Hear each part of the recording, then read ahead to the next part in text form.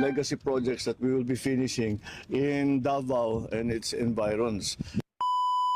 Bongbong Marcos Jr. inangkin ang proyektong Bukana Bridge ng Davao City. Alamin natin ang katotohanan, paano nga ba nakakuha ang Davao City ng modernong 3.2 billion Bukana Bridge na walang nagastos mula sa kaban ng bayan o sa pambansang pamahalaan. Ipinaliwanag ni Doc Alan Butuyan sa kanyang Facebook post. At ito po ay nakasulat ng Ingles at atin lamang pong itatranslate ng Tagalog para po mas maintindihan ng karamihan nating kababayan.